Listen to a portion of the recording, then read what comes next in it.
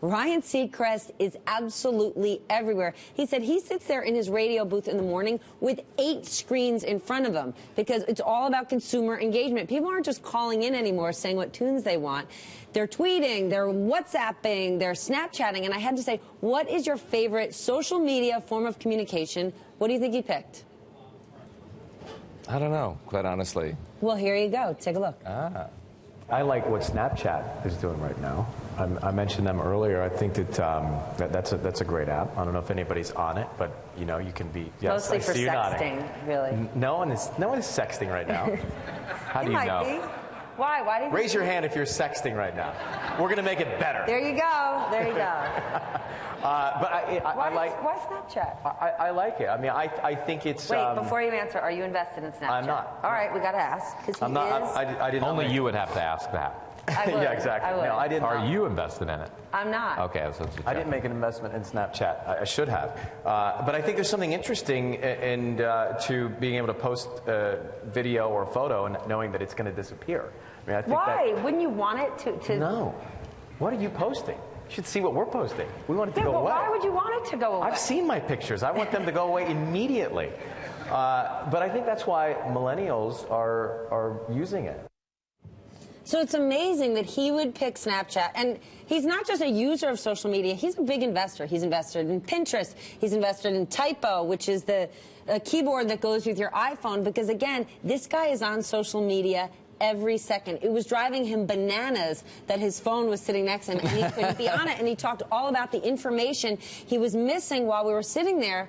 So I had to say, isn't it too much? If you are Ryan Seacrest and you're a Jingle Ball, right? They're talking about Jingle Ball and the millions of impressions they got. How does it help his bottom line or iHeart's bottom line when you're getting tweets at you, hey, Ryan, you're the man. Will you give me a shout out at my bat mitzvah? And he actually said there's no such thing as too much information in terms of social media. Take a look. It's never too much, but I'd certainly be lying if I didn't say that it is exhausting sometimes to keep up with all of it. I mean, within any 24-hour cycle, there's so much news and information and things that are happening, but in a strange way that I kind of like, you become addicted to it. That's not necessarily a great thing in your personal life, but in this world, having that constant information flow becomes slightly addictive and you use it as a tool. But yeah, it's hard to keep up with everything. Just while we've been sitting here, we've missed out on a lot. What did we miss out on? I don't know what we missed out on, but I know we missed out. What we missed out on? You guys are looking down there. FOMO. We've missed out on something. What do you think? I think there's too much information. I think there's too much information. But in terms of big data, think about what radio, right? That's this guy's background. That's what Pittman does.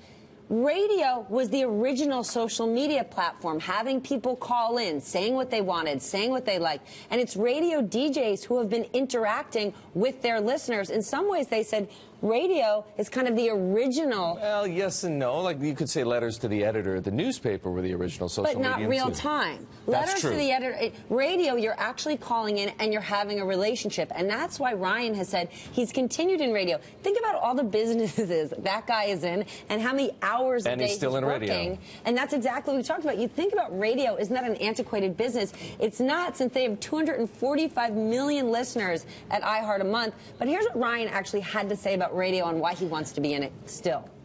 I think that you can't think of radio as just radio. You have to think of it as everywhere. In a time when we're all trying to figure out how to create a deeper emotional connection, better engagement, there's no better place to do it than the radio. We're on the air for 4 hours every day creating some sort of connection with the audience. And that's 5-6 days a week. There's no other place where you've got the opportunity to build that sort of relationship. And I always say to Bob, it's funny because when I go out to a restaurant or out to dinner, if I'm lucky enough for somebody to say hello, they'll come up, they'll say hi very quickly and launch into a story.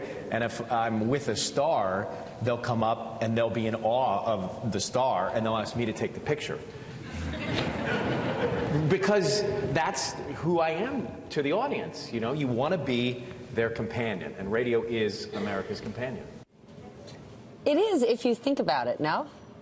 Yeah, it depends on what kind of radio you listen to, obviously, But right? people listen to a huge amount of radio and they don't realize it. When you go home, you actively turn the television on and say, I'm watching TV now. But the radio is on next to you in the car, and you don't necessarily realize that it's with you all the time. Yeah, I think some of that's fair. I mean, I'm still thinking about what he had to say about social media. I wonder to myself whether 10 years from now, 15 years from now, or even 5 years from now, Ryan Seacrest is going to look back on all this time that he's spending on social media and wonder where it all went. I'm not denying for a moment that it works for him. I mean, who am I going to argue with the Ryan Seacrest business model? It's clearly working.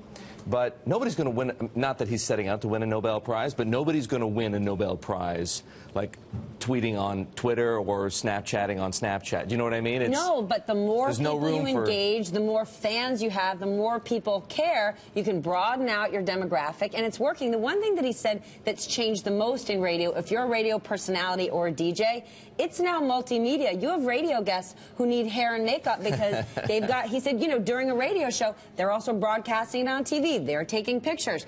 No longer does a disc jockey have a face for radio. The new world of radio, you've got to be everything. You've got to be a social media star. You've got to be the face as well as the voice. But I also had to ask about those little youngsters that kill me, these Vine stars. Because as we said, Ryan's a big social media guy. And I say all the time, I don't get these YouTube kids. I don't get these Viners making these videos that to me are doing nothing. Well, both of them are huge buyers of the Vine stars because they're saying they're truly authentic. Here. Well, a lot of them are paid as influencers now. Advertisers come and grab them and say, would you talk about my product? Would you talk about where I am? Would you come to my party? They become the new promoter. And I think they're very valuable. And by the way, they're smart because they don't recommend something they don't really believe in. But, you know, will they come and can they make a living doing it? Absolutely. I think it's sort of brilliant because it smells and feels and is very authentic. And I think the consumer's always looking for something that's authentic and real. You know, go back to why are these Viners so hot? You know, when you're 22, 23, 24, you have a great intuitive feel for something because you've been living it. You get to be my age, you have to study it.